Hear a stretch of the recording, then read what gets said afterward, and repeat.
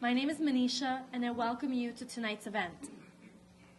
Above all, I would like to especially welcome Governor George Pataki, who took the time out to attend tonight's event so that we can gather and celebrate a prosperous new year.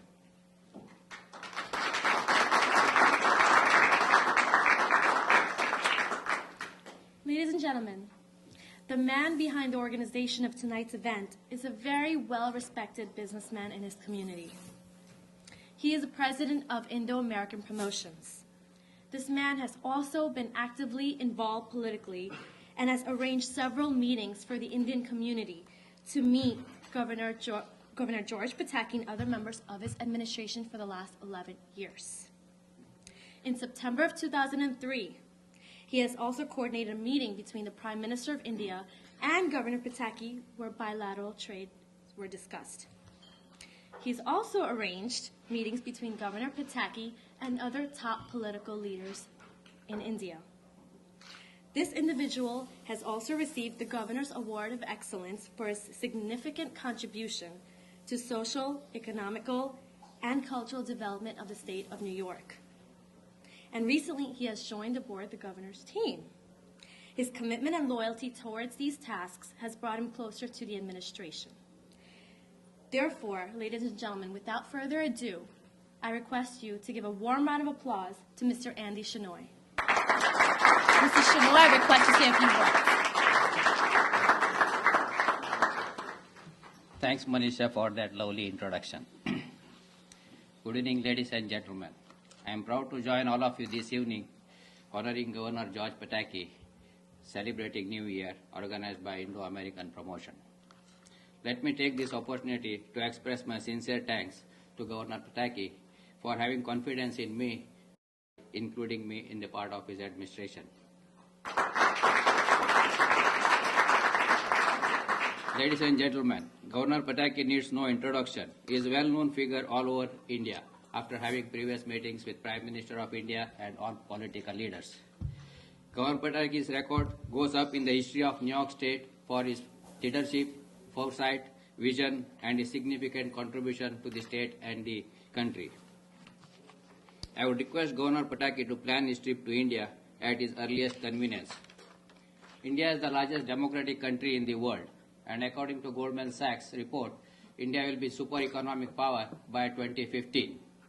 India spends about $30 billion in next 5 years in upgrading and developing their infrastructure like railways, highways, seaports, airports. I strongly feel that New York State should not miss this golden opportunity by participating in this program, which will create a lot of jobs here in New York State. And also, besides developing New York State and India bilateral relations. Let me take this opportunity to wish Governor Pataki and his family a healthy, wealthy, and a prosperous new year. And also I would like to wish all the distinguished guests who are present here today healthy, wealthy, and a prosperous new year. Today I would like to assure that if you decide to run for presidential election in 2008, we will support you as we did before, and this will be done all the time to you. So,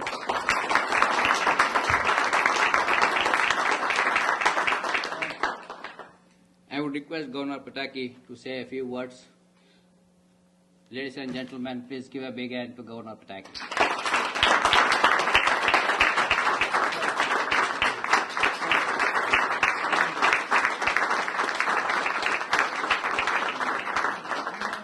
Thank you, Andy. Thank you for your kind words, but more important, thank you for being such a great friend. And I am now in my 12th year as governor of the greatest state in America.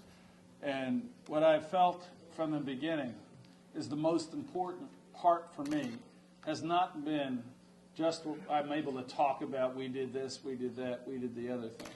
What is most important are the people I've got to meet and the people I've gotten to befriend. And Andy, to you and your brothers and your family and the whole Shenoy family and the extended family here, thank you not just for being supporters, but for being friends for these many years. I appreciate it very, very much. Andy said he hopes we have a great 2006. Let me tell you something. We are going to have a great 2006. We have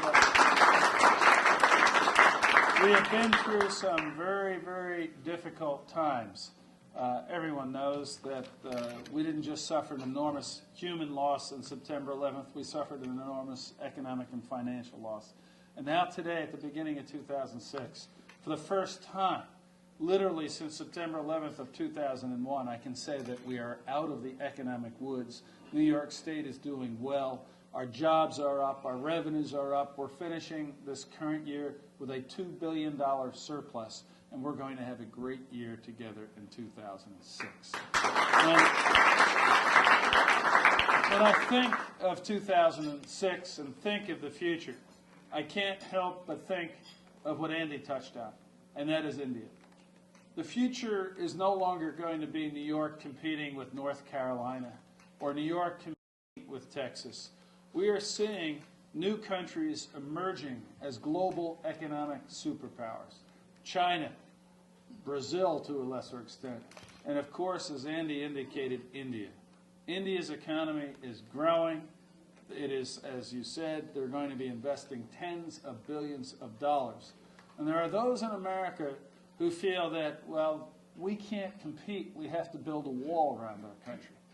I couldn't feel more strongly that that is completely backwards. It is not against our interest to see India's economy grow. It is in our interest to see India's economy grow, because there's no reason why we can't, as Andy was saying, be producing the goods and the infrastructure and the supplies and the engineers and the technological support that will allow them to make those tens of billions of dollars of investments. And there's no reason why we can't have stronger economic ties between the people of New York and America and the people of India, so that their economic growth benefits us all. And I think Andy said something that some of you may not have quite caught, but is extremely important. India is the largest democracy in the world, and we should not be building walls or fearing the success of other democracies.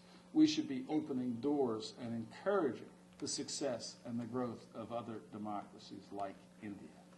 I personally want to do whatever I can to make those ties closer.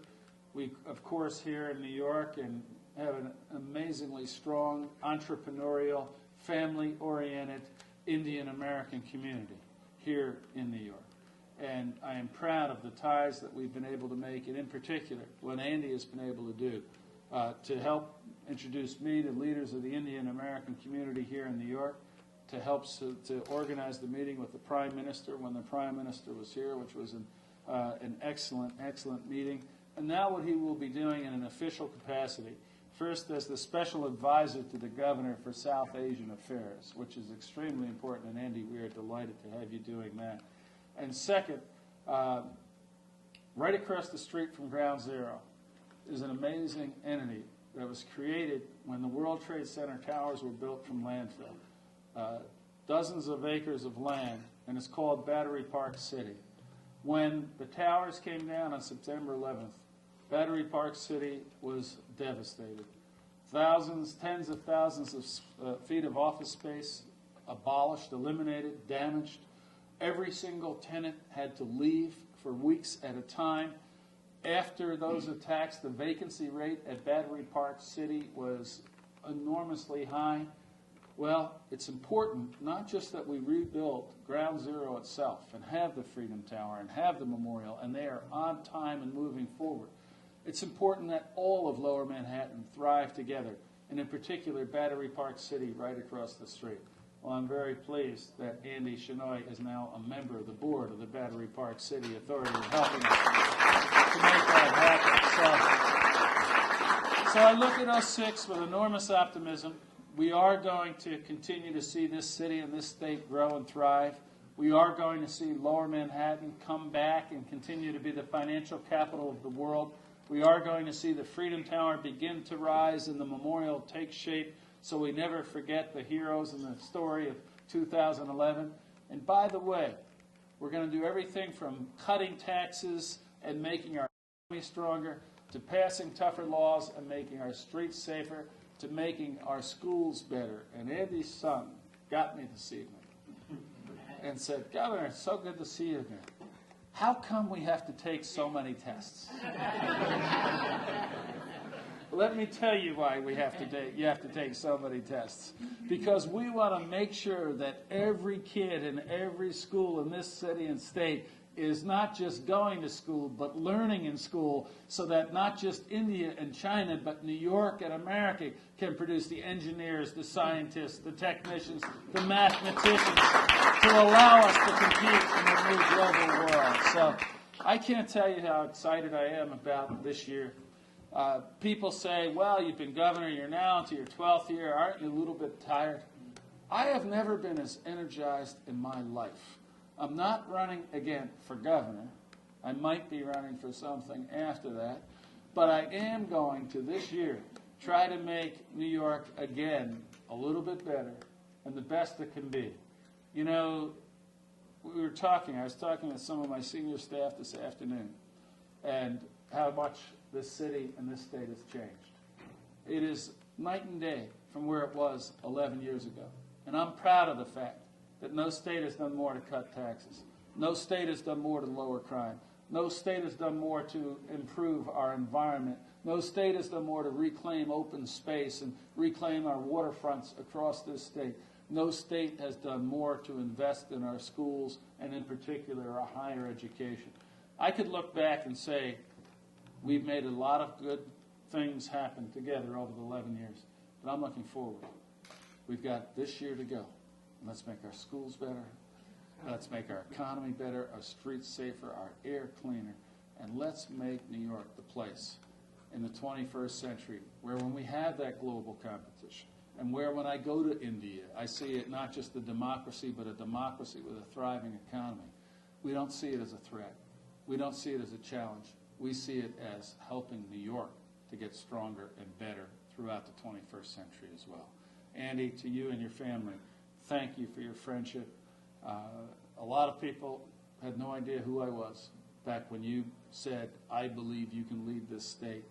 Thank you all for having been there, so many of you time and time again to help me out. We got more work to do this year. And then beyond that, maybe we'll have some more work to do as well. Thank you very much, and it's great being here.